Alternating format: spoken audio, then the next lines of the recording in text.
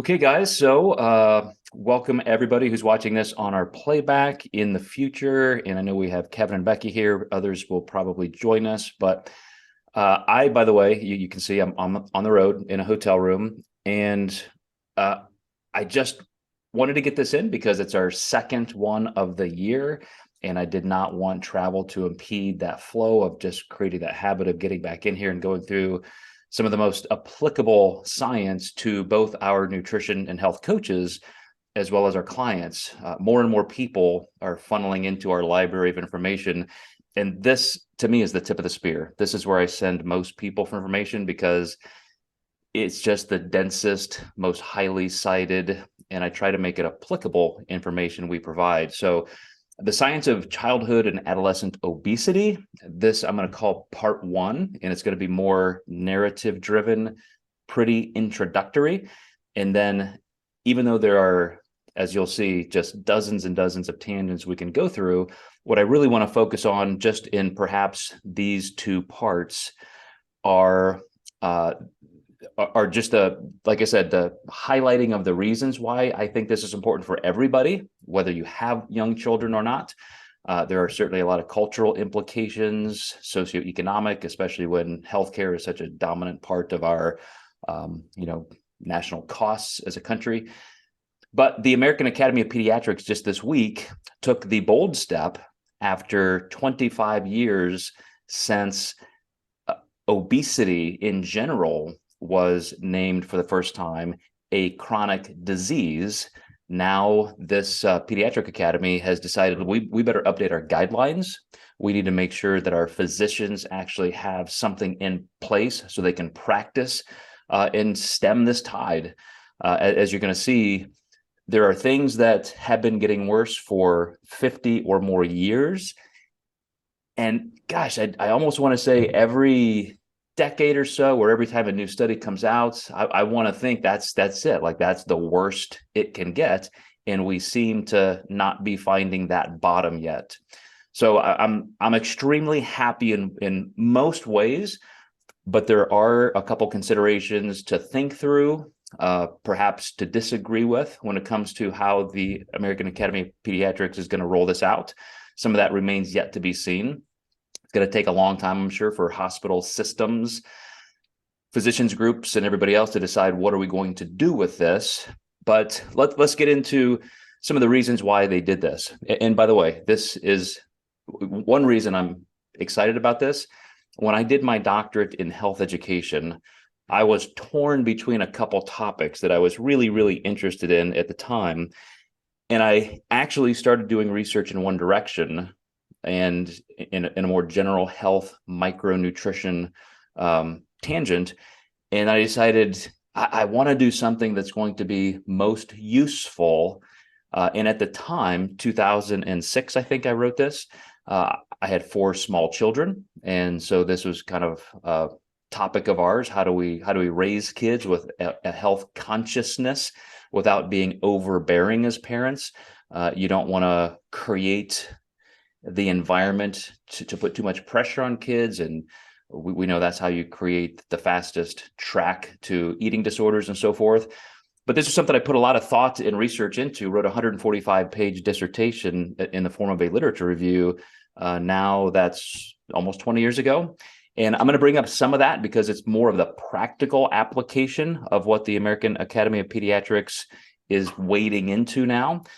But I do apologize. I'm going to read some of this, but I think it's really, really, really important to see exactly in their words why and how they plan on doing this. Because I think there's going to be a lot of controversy, and there are going to be some people who just don't like this. And I want to try and dissuade some of that negative energy and fear. You have in your hands or at your fingertips the first edition of the American Academy of Pediatrics Clinical Practice Guideline for Evaluation and Management of Children and Adolescents with Overweight and Obesity. Putting together this guideline was no small task, and the Academy is grateful to the efforts of all the professionals who contributed to the production of this document. This work is a true testament to their passion and dedication to combating childhood and adolescent overweight and obesity. Then they talk about how much diversity there was in the subcommittees and so forth. But don't think this was just a glib decision or a political thing to say, hey, we should probably pretend we're doing something over here. When you do something like that, it's a major, major deal. The Surgeon General in 2001 commissioned a massive committee study that took 2 or 3 years to create and investigate and then publish. And that was the main component of my dissertation that I'll get into. But the current long-term health of 14.4 million children and adolescents is affected by obesity, making it one of the most common pediatric chronic diseases, long stigmatized as a reversible consequence of personal choices. Obesity has a complex genetic, physiologic, socioeconomic, and environmental contributors. As the environment has become increasingly obesogenic, access to evidence-based treatment has become more crucial. Now, this is where I think people will start to divide into groups. Look at some of this language word by word. They call it a chronic disease, and that's part of this new position they're taking, and in alignment with the NIH and Centers for Disease Control and so forth, the United States government, the Department of Health and Human Services. Once we made that move 25 years ago, that alone was controversial. Now with pediatricians in mass getting on board to create guidelines to do something about it, here's where the split is going to be that polarizes people. That second sentence, long stigmatized as a reversible consequence of personal choices, obesity has complex genetic, physiologic, socioeconomic, and environmental contributors. If you think just being overweight is only your personal fault, you're failing because you can't control your appetite and so forth, you are woefully not even in the conversation yet. And I don't want to be mean or political or divisive in this, but you have to get over that hurdle, at least in a sense of curiosity and wanting to see why the entire medical establishment disagrees with you. I have a certain display of genetics here from the time I was conceived to now. Here I am. Why can't I be in the NBA or the NFL? What if I just worked a little harder? What if I just learned to jump a little higher, move a little faster? Why can't I be a power forward in the NBA? If it was just my personal choice, I could do that. There are so many genetic, and I'm talking down to just tiny genetic expression, epigenetics and so forth, that express themselves in hunger cues, things like that.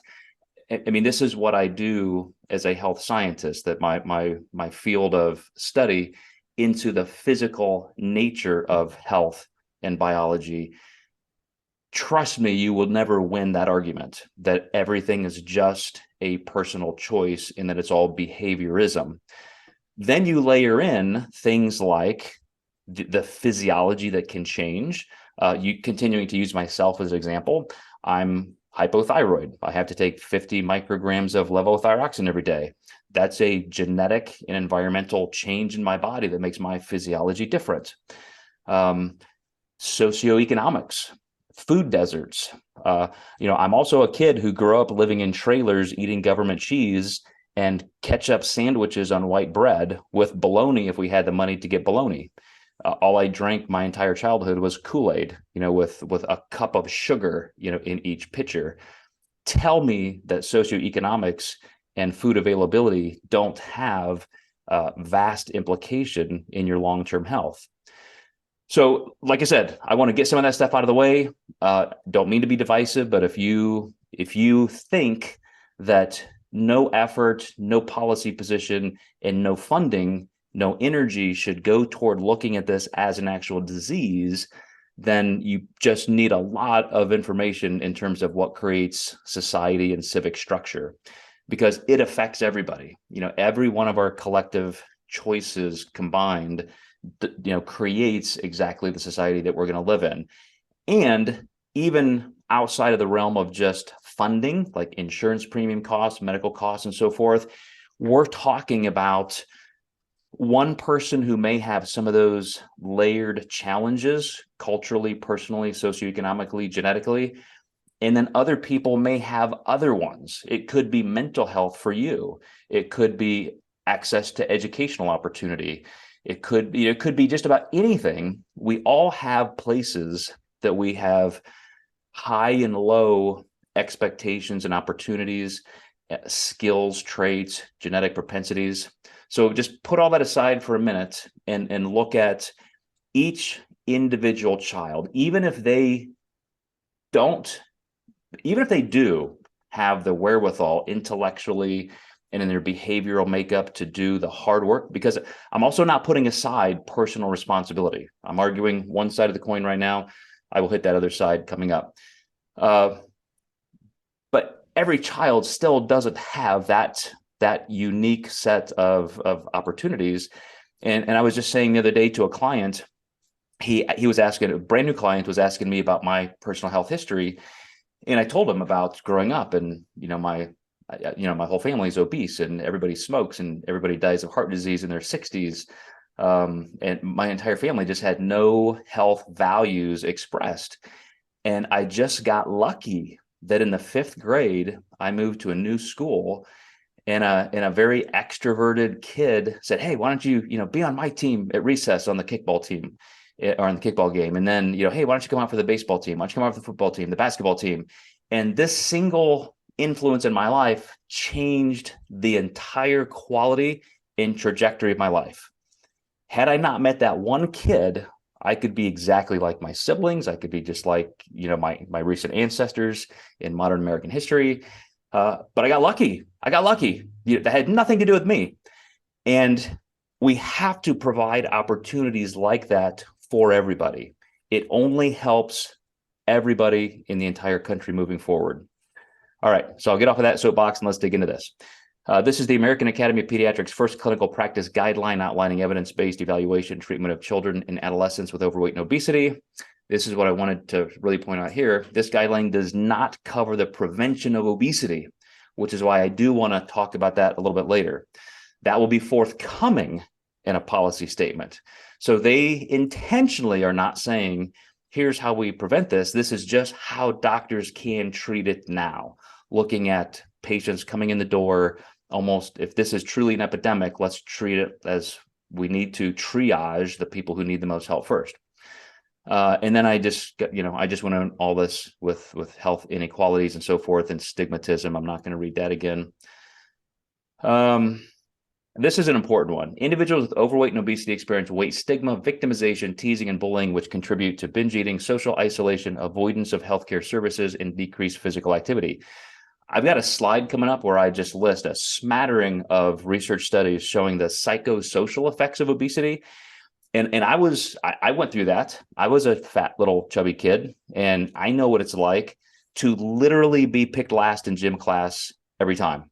That's how I grew up. Every single time, I just sat on the back of the wall, just waiting for everybody else to be picked and to see who got stuck with Joe.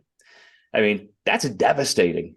And yet kids, and when I say to no fault of their own, you truly, if you have not raised children from birth to adulthood, and maybe if you have and you just kind of missed it, but kids are not just small adults. They are kids. When they're 2 years old, 4 years old, 12 years old, they do not have the mental and intellectual framework and capacity to think like us. Even though we try, and hopefully great parents are great parents and they help kids through some of those things. We all have our sticking points socially. But man, this is a big one for kids. And this just further isolates them, creates depression, anxiety. As this statement says, it moves them outside of the realm of healthcare, and it just makes matters worse. So just another lighthouse, perhaps, metaphor in the darkness to say that something needs to be done. These kids have to be addressed and not ignored. Adverse childhood experiences are negative experiences caused by situations and events in lives and blah, blah, blah, blah, blah. So we talked about that. I'm not going to repeat that. The recommendations in the CPG, which is their whole position here, are child-centric and not specific to a particular healthcare setting, and are written to inform pediatricians and other primary healthcare physicians about a standard of care for evaluating and treating children with overweight and obesity related comorbidities. So again, the whole purpose of this position paper and guideline announcement is to say that you primary care physicians and you pediatricians, it's on you now. This is now tasked to you. When children come in, you need to start monitoring and looking at biomarkers for health that include obesity and overweightness. And you need to start creating whatever kind of systems and programs and counseling that you need. You need to treat it like you would any other chronic disease. This is a disease state that will only magnify and continue if you don't do something to rectify that. And it's beyond today's chat to talk about all the ways, except I do want you to know, and I think I have a slide coming up here, that they are very, very specifically looking to do more training and so forth. I think it was on this last one here.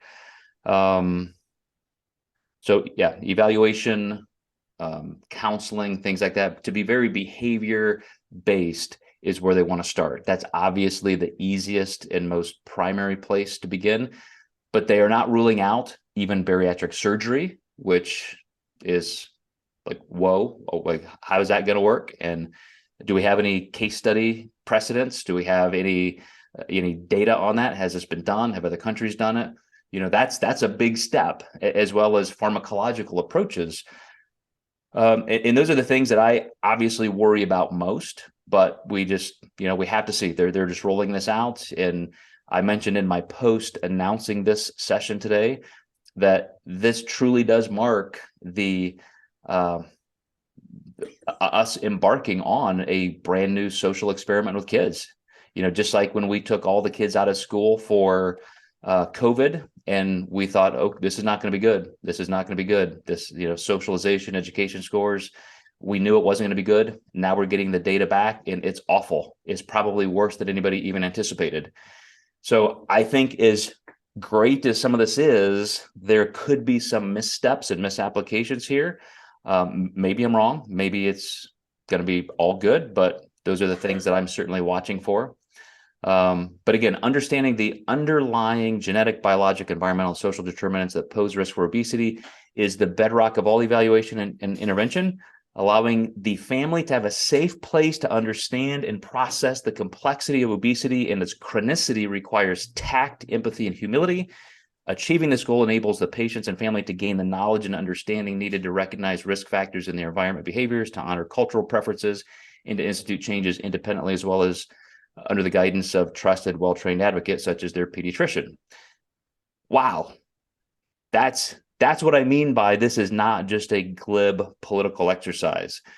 They now want physicians, pediatricians, primary care doctors who are taking care of families to not only look at this as the epidemic it is, but create a safe space to understand the process and complexity with tact, empathy, humility. Achieving this goal allows the patient and family to gain the knowledge and understand the necessary or understanding needed to recognize risk factors, including environmental and behavioral. They are asking the medical community to jump in and do this.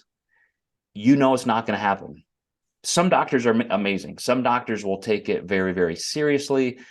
One of their asks is that physicians, groups, and systems create a way for this to happen. It may not happen right there in the office, but as a physician doing a normal wellness check, is checking those biomarkers and so forth, if he says, oh, hang on a second, Mrs. Smith, little Johnny here, there are some trends we need to talk about. Like, let's set up another appointment, and I'm going to bring in our registered dietitian or our nutrition coach or something like this. I think we need to engage in this particular program that we've designed to help families do this. We want to create this space for education and goal change and goal process attainment. I'm telling you, parents would love this. Parents feel stuck in pushing too hard with their children, trying to tell kids, hey, that's your third cookie. Shouldn't we slow down a little bit? Or creating hard, rigid rules, smacking them, saying, you can't eat that. I know kids whose parents berate them who literally call them names, like they're getting bullied at school and now they're getting bullied at home. Physicians are, as I said, being tasked with some big, big asks in this. And I really hope that they stand up and take charge. So finally, to emphasize the importance of important goals of treatment, both improve weight status and reduction or elimination of comorbidities, the subcommittee uses the term intensive health behavior and lifestyle treatment. I love this. If I could highlight, I need to learn how to highlight on PowerPoint. This is one of the things I would do right here. Look what they've decided not to call this, intentionally. They said rather than calling it behavioral modification or weight management. This is an interesting nuance because on one hand, they're classifying this as a chronic disease. Chronic diseases need to be treated and managed. Yet they know, again, with tact, humility, and empathy, that in order to sell this appropriately in that safe space and create a team orientation for families and kids together, parents and kids together, we're going to call it health behavior and lifestyle treatment. And that's not just modification, which is a psych term. Oh, there's something wrong with your head. We need to modify your behavior. It's your choices, and you're a bad person. You can't express willpower or control. This is treatment like you would treat anything else. Such a good move on their part. So I hope you see the value in that. They spend a little bit of time in this summary, even talking about linguistics and the importance of that. So let me speed up a little bit and talk about, again, why would they even do this? Why would the AMA sanction this? Why would the AAP decide it's just dire? We have to do something. Community, first of all, calling it chronic and calling it a disease. I put that slash in there on purpose. Community self-management, delivery system design, decision support, clinical information systems. You don't create an entire orbit of collaborative integrated treatment unless you can distinctly classify something as a big problem. Broken arms, kids fall out of trees, broken arms. That's a 6-week cast kind of deal. It's pretty cut and dry. You do an x-ray, you put them in a cast. Hopefully they don't need, some kind of a external device surgery, but that's easy. This has long-term, lifelong implications in multi-systemic comorbidities, as well as the psychosocial impact. So for them to say, if we put this in the medical system as a reclassified chronic disease, we can create these entire systems around it. And hopefully, like we did polio and things like that, we can do something about it. We can truly work toward an eradication or that much modification. We also know if somebody's overweight or obese, it's typically going to be at least a year, and that's one definition of chronicity when it comes to illness. It requires ongoing medical attention, which again is the opposite of what I just talked about, a broken arm. It requires comprehensive, intensive, longitudinal home treatment. And this is where the people who are a little skeptical about this, you should be happy. Longitudinal means long-term. Home treatment means you are doing stuff at home. Doctors are giving you homework to do with your kids, and you're going home making these changes, which are, quote, treatment, and you're working on it together as a family. We know, again, that there are psychological as well as physical comorbidities. They're even identifying and addressing some of those social drivers that we talked about, which makes me very happy. There's a lot of collaboration and integration, as I discussed, and there's tailored treatment to the individual. None of this can occur if you don't have this kind of classification, which is why it was such a big deal they did that this week. If they didn't do that, it's just one kid at a time going to their doctor. Doctor brushes it off. It's not a big deal. I've got 60 other patients today who are battling infections, and I'm looking for horrible things like bacterial meningitis and this and that.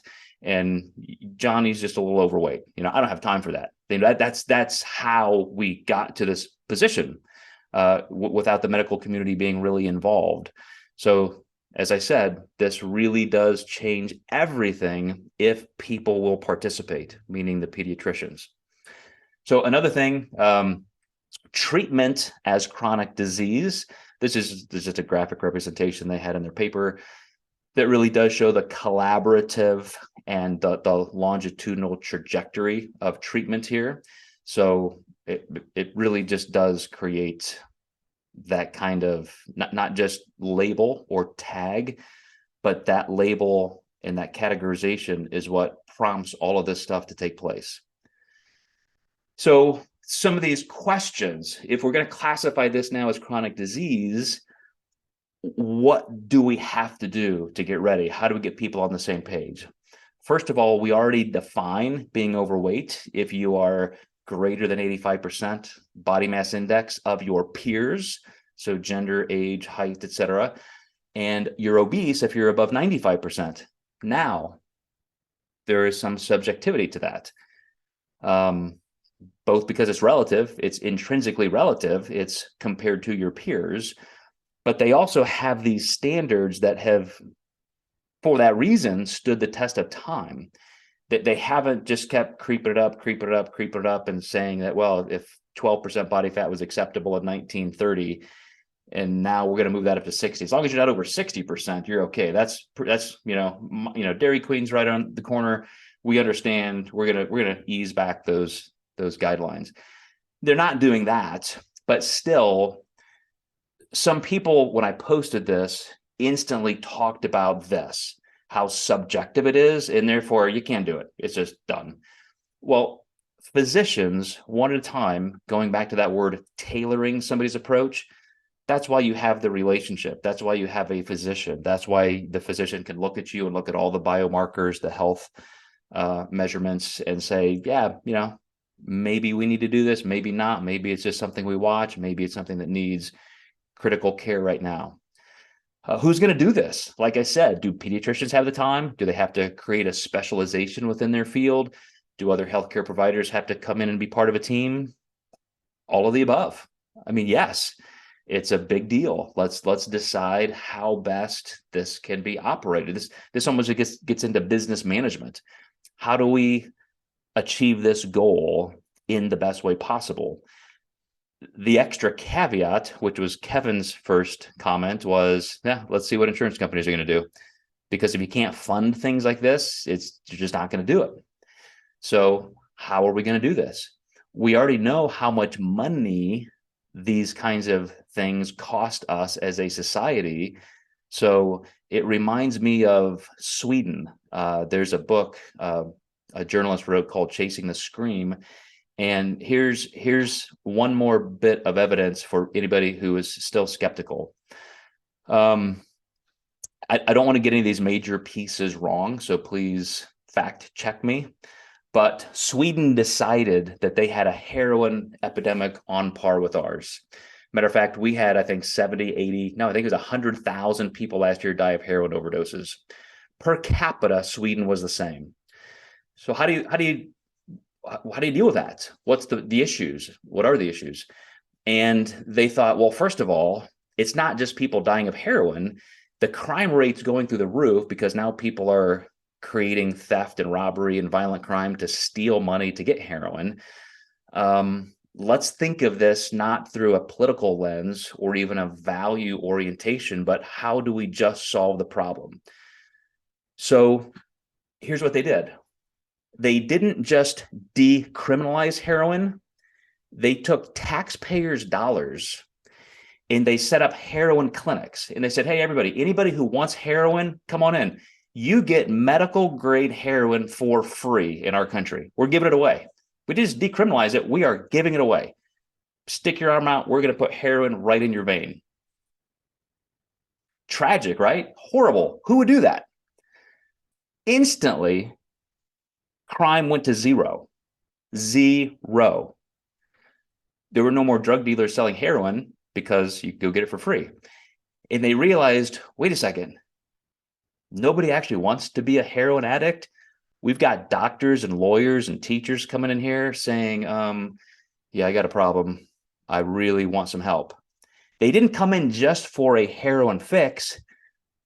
They said, now that I can get it for free here, in a situation where they had counselors, they had job counselors, they had all this social structure, what they found is people started taking a little less, a little less, a little less, and they weaned themselves off.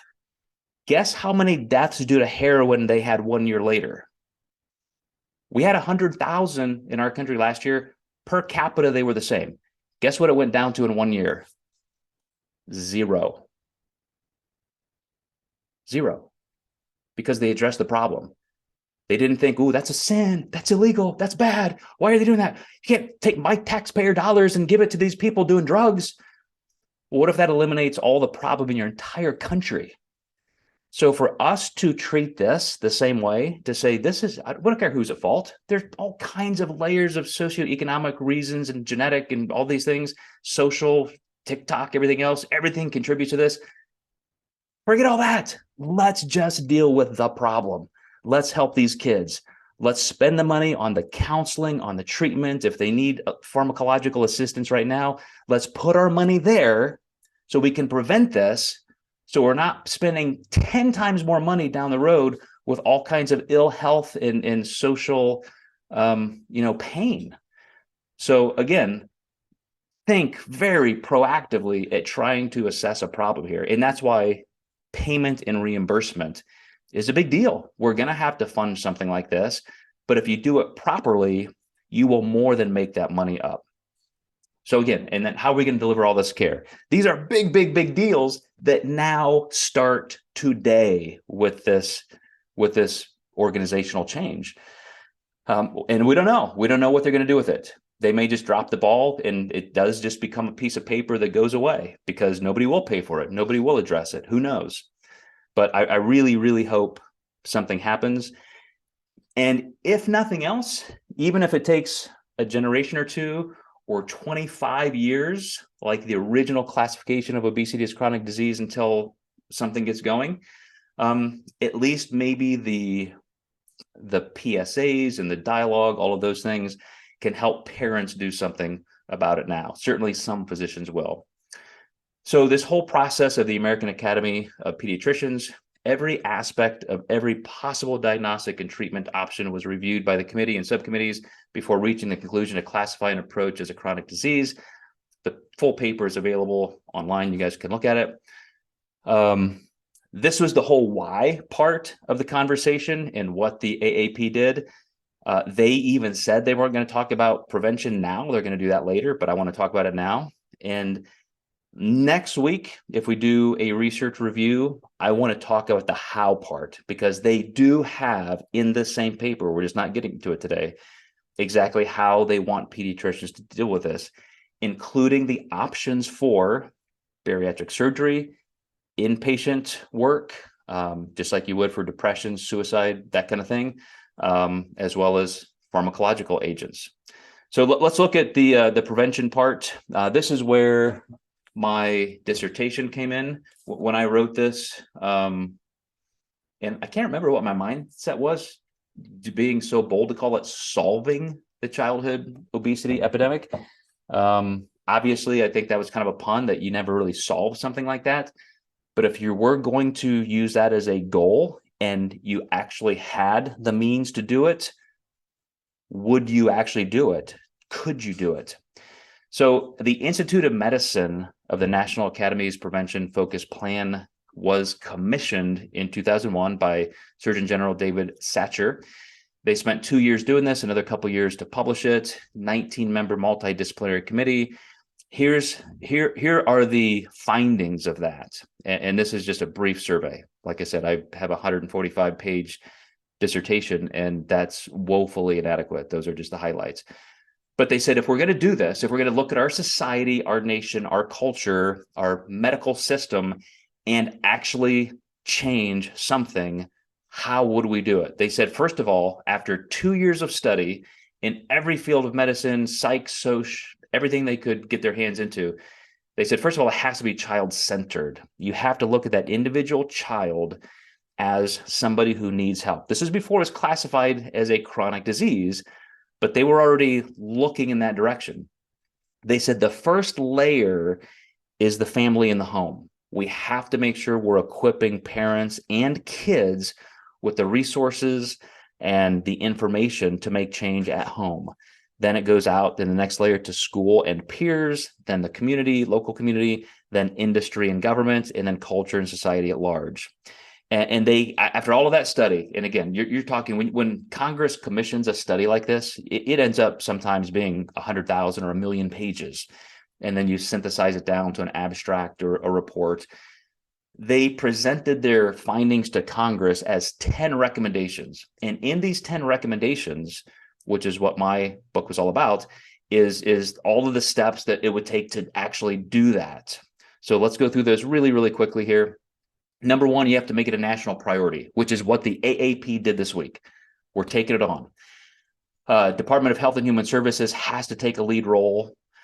This has to be prevention focused. It has to be layered in its coordination. There has to be deep monitoring and reporting. We have to have correct data and stats. There has to be physical activity as a driver. We have to target or spend more attention on high-risk populations.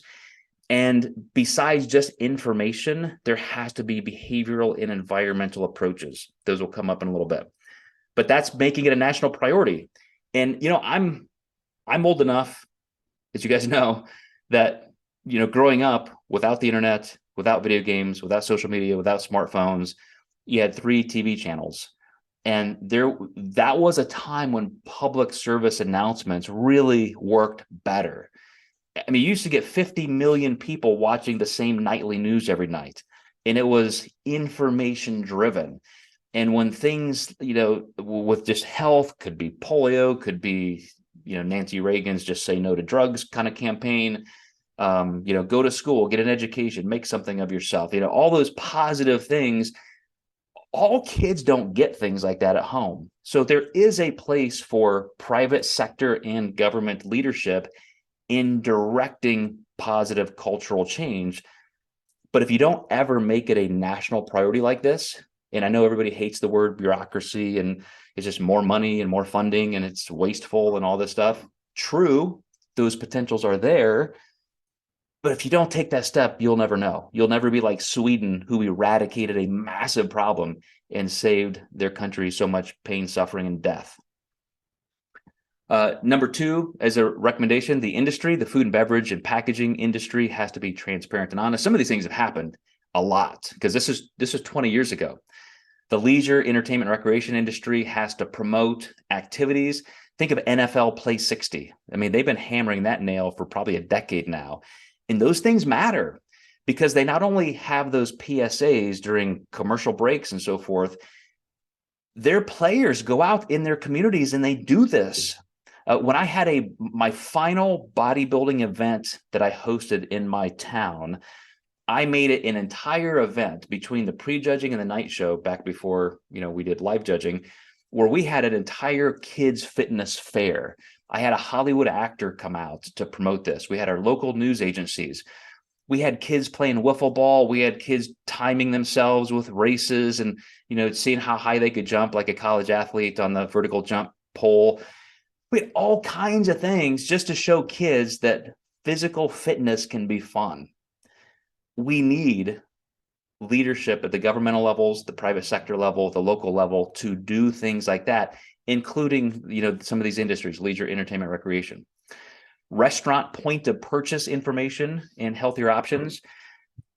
Our city got a grant one time, like a $3 million grant, and one of our foundations created this obesity initiative, and they wanted me to be on the board. And they ended up doing this thing called Upgrade. That was the whole thing. And there are still plaques all around town. You can walk around, just like a little street sign. It says Upgrade, just drink 1 extra glass of water today, or, take the stairs. Just one little idea like that. One of the things that we did, this was my idea, was can we get point of purchase information in our high school cafeterias? Hey, did you know when you eat this slice of pizza, this is how many macros? We had table tents set up. If you eat this, this, this, and this is how many miles you'd have to run to burn those calories. We actually asked them to put things like the ice cream treat, things like that, on the other side, put the fruit and the salad and those things first. All of that had tremendous success. Do you know how much so? The schools complained that they were losing money because the kids stopped buying so much shitty food.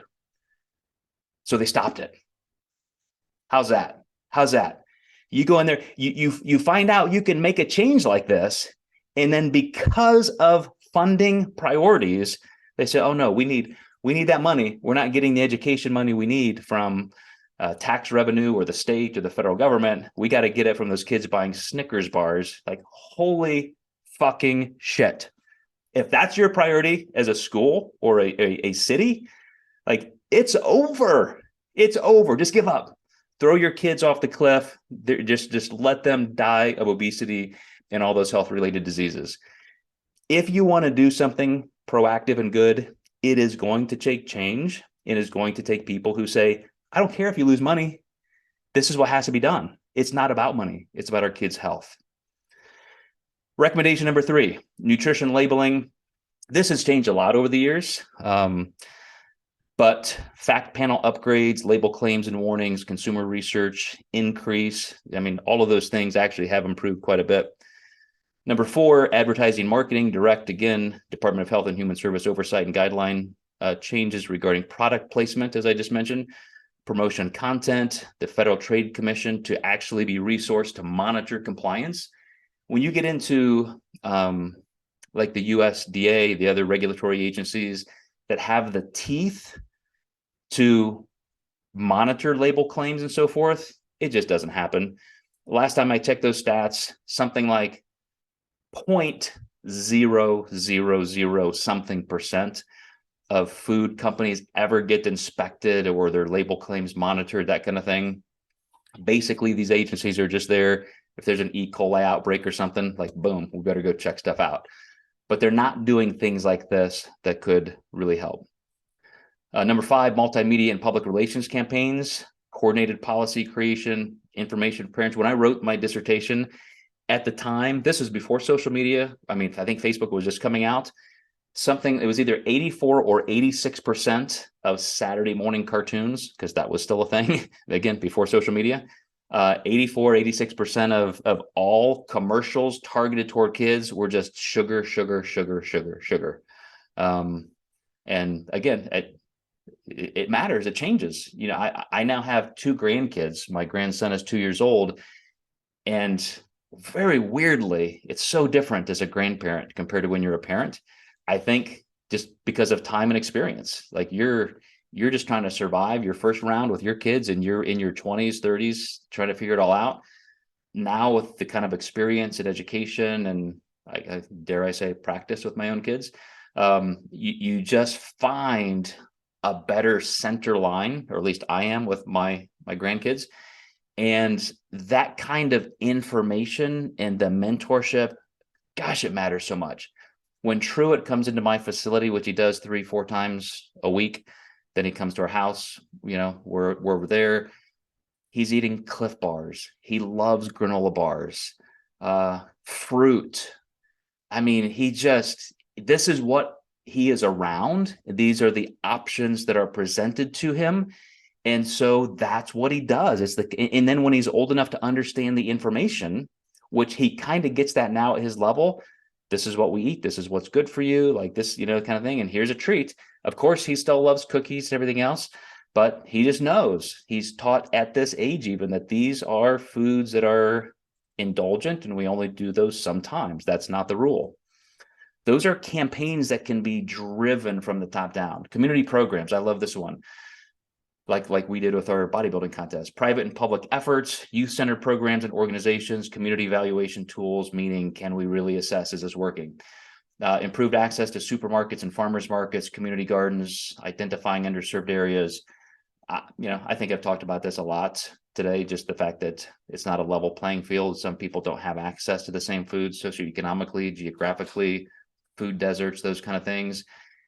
It takes, gosh, I mean, even just one person. I don't want to get into stories of, from Rosa Parks on with social change, but one person who can dictate and direct a city council, a county council, getting the attention of a mayor. As we had the funding, we still, Evansville gets a lot of funding because we have some pretty poor neighborhoods and so forth. And to say, okay, I want to be on that committee. I want to have a play in what we do with those resources. Like, get involved, do some of those things, show people around you that change can be created. Built environment. Oh man, I love this one too. Evansville hired this guy who was an urban developer. He was actually an engineer. I should have looked up his name. He was an engineer who was an Olympic speed walker, had gold medals. He ended up being an engineer for New Balance. He was from Boston. And because he's into fitness and walking and movement, he took his engineering skills and his passion, became this city planning consultant. And we hired him in our city to come in and say, just assess the whole city. What would you do differently to make us a physically better place? And he went around for like a week or two and videotaped roads and sidewalks and things like that, and talked about how our entire cities are developed completely antithetically for health and mobility and physical activity. For example, you go to strip malls and like super centers, and there's the building way in the back, and there's this huge sea of parking lot in the front between stores and buildings, and then there's no sidewalk or overpass for pedestrians to walk. I mean, have you seen people like in an urban environment trying to cross 4 or 6 lanes of traffic on foot between green lights, just trying to sprint across there to go to CVS or Walmart? I mean, you're taking your life in your own hands. You go to China, you go to Europe, they're totally the opposite. Parking is in the back, stores are up in the front, it's accessible. When I was in Europe, I was shocked. You could drive miles out of a city, and there are these big sidewalks. I'm like, what? There's sidewalks just right by a cornfield. Well, they want people to be able to walk, ride their bikes, even out in those rural communities and be mobile. There were physical spaces for people to meet outside. In Krakow, by the river, this massive river bank where people would just be out there playing frisbee, walking their dogs, jogging with strollers, reading books outside. At different times like lunchtime and dinner time, Reineck Square, this massive public place where people would meet and talk and hang out. You can't find that in United States cities. We just create these concrete barriers to that. Some are developing it differently now. We even have, not in our city, you can barely find a blade of grass downtown, and our river goes right up to the road. Here's a little tiny little auditorium kind of space, and then they've even talked about moving that road to create some of this green space for reasons like this. But you just never seem to get it done. But these things also matter, because if you get a more mobile society where people can walk and congregate and do physical things just in terms of normal mobility, it really helps. So healthcare, final couple here. Pediatricians, physicians, nurses should engage in prevention. Ta-da! That's what the AAP is doing this for. We have to be able to track these relevant biomarkers with some meaning. Even in kids, hey, little Susie, here's your BMI, and here's this, and here's what your blood sugar is this year compared to last year. And then again, have that safe space and that counseling, and just have that prevention. So again, they were talking about this 20 years ago. Finally, it's happening. I hope it's at least happening as a position. Training and certification agencies should require obesity prevention knowledge and skills in all levels of allied health and medicine. That'd be great. Again, treat it like you would anything else. This is something that needs to be addressed. And here's the big one, of course. Insurers and accrediting agencies have to be ready for this. They have to incentivize change, but they also have to be willing to make that change. One of my greatest examples is when we were looking at clean energy as a society, solar, wind, everything else, who were the biggest people fighting it? The fossil fuel industries. They make hundreds of billions of dollars in profit in oil and gas. They were trying to block all of these other cleaner alternatives. What idiots? What idiots? They already have the infrastructure. They have the capital. They have the profit, they have the labor force. Why would you not want to be the ones doing that and being on the front end of that change? Do you remember a company named Kodak created film? Guess who's bankrupt now? But guess who developed the technology for digital camera, digital imagery? Kodak did. They developed digital photography, but they said, man, we are making way too much money on film. Somebody needs to go bury this shit. Like, don't tell anybody about this technology because we're making our money on film. Could have led the industry, could have led it. Instead, they're bankrupt. Netflix came to Blockbuster Video with an idea. Hey guys, you got these cool stores. People come in here and rent DVDs, CDs now, DVDs. Why don't you just send them in the mail? We got this cool idea. Where's Netflix today? Where's Blockbuster today?